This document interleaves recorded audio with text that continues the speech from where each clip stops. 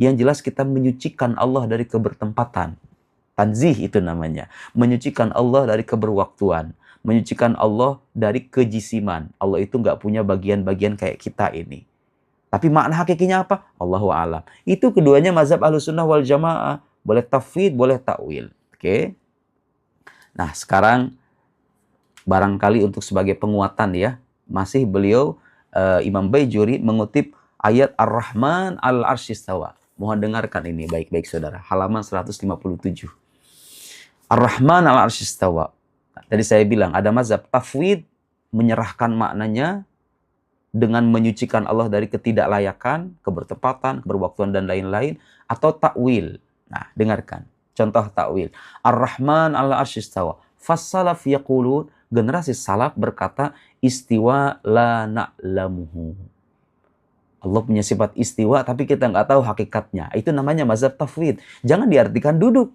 Ya, jangan diartikan bersemayam atau duduk. Salaf itu nggak mengajarkan Allah itu duduk. Nggak ada ayat Al-Quran yang menyebutkan Allah itu duduk. Nggak ada. Ya, wala wahid. Satu pun nggak ada. Wal khalaf, nah generasi ulama belakangan, Ahlussunnah belakangan, karena munculnya orang-orang yang mujassim, yang seolah-olah menggambarkan Tuhan seperti makhluk, berpindah, kemudian duduk, punya tangan, punya wajah, dan lain-lain. Generasi belakangan, yaqulun, mereka berkata, al-muradu bihi al-istila. Istilah apa istilah? Istaula, menguasai. Lihat, saya tidak mengada-ngada, ini ulama sejak berabad-abad lalu udah bilang begini. Al-istilah wal milk, dan kepemilikan. Artinya Allah itu merajai arsy, memiliki arsy, menguasai arsy. Kenapa harus arsy yang disebut secara khusus kalau Allah menguasai sebelumnya? Karena arsy itu adalah a'zam makhlukat, a'zam al-mamlukat. Kepemilikan Allah yang paling agung. Allah ingin mengabarkan Allah menguasai kepemilikan yang paling agung, apalagi kita ini yang lebih kecil, jauh lebih kecil dari arsy, bumi dan langit. Itu kira-kira ya. Selanjutnya halaman 158, silakan dibaca. Ada ayat Al-Qur'an, waja'a rabbuka, dan Tuhanmu datang. Oh, Tuhan datang maksudnya kayak kita begini, halo, assalamualaikum. Enggak, bukan. Ditakwil. Fassalaf yaqulun maji wa nuzul la na'lamuha. Datang dalam makna yang kita nggak tahu. Itu generasi salaf tuh. Yang mau mengikuti salafus saleh caranya begitu tafwid, nggak tahu mana hakikinya. Yang jelas tidak seperti datangnya makhluk. Wal khalaf yaqulun, khalaf generasi ulama belakangan berkata waja'a adzabu rabbika, siksaan Tuhanmu yang datang, bukan zat Tuhanmu. Au amru rabbika, atau perintah Tuhanmu. Asyamilil adzab, yang memuat siksaan, perintah yang berisikan siksaan.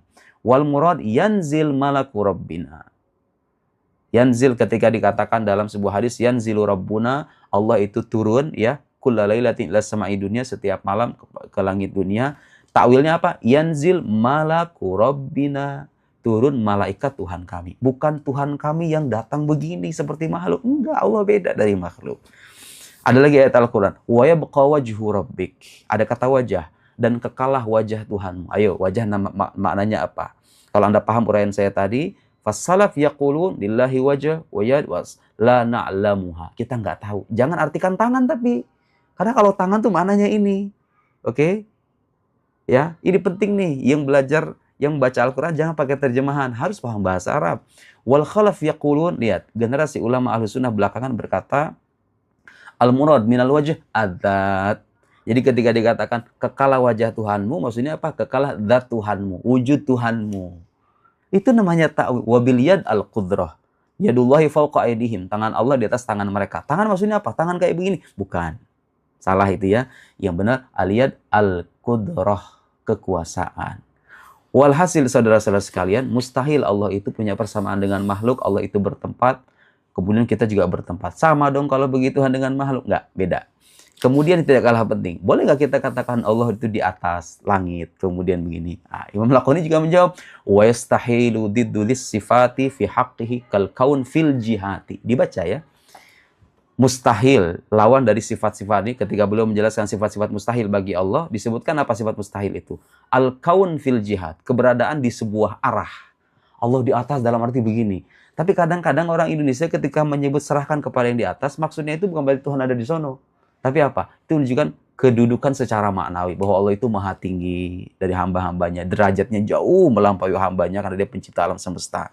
Bukan berarti Allah itu ada di sono bertempat begitu. Enggak, salah.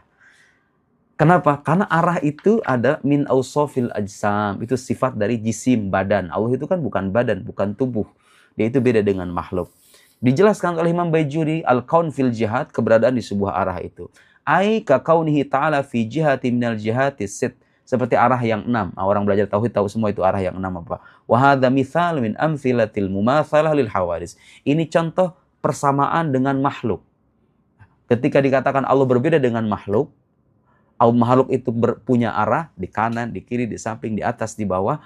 Allah Subhanahu wa taala menciptakan makhluk harusnya tidak berarah karena dia bukan jisim, dia bukan badan, dia bukan tubuh. Anda itu bisa melihat saya di depan, saya di belakang, saya di pinggir, saya di bawah. Karena kita itu semuanya adalah ajsam, jisim, badan yang punya arah. Allah Subhanahu wa taala laisa bijismin, bukan berupa jisim. Jadi mustahil Allah itu berada di atas dalam arti ada di sana duduk. Nggak, salah ya. Mari kita koreksi keyakinan kita. Sekali lagi saya menghimbau siapapun yang bicara agama apalagi menyangkut akidah, bicaralah dengan bahasa Arab, dengan referensi Al-Qur'anul Karim, sunnah, kemudian referensi dari para ulama yang ahlinya. Tidak boleh kita bicara sembarangan tentang masalah agama. Bagaimanapun pertanggungjawabannya sampai alam akhirat. Dan tidak cukup memahami Al-Quran dengan terjemahan berbahasa Indonesia, karena bahasa Arab itu kaya, sementara bahasa kita kadang-kadang tidak mampu mentakbir kandungan-kandungan mana Al-Quran sebagaimana mestinya. Semoga bermanfaat saudara-saudara sekalian. Wassalamualaikum warahmatullahi wabarakatuh.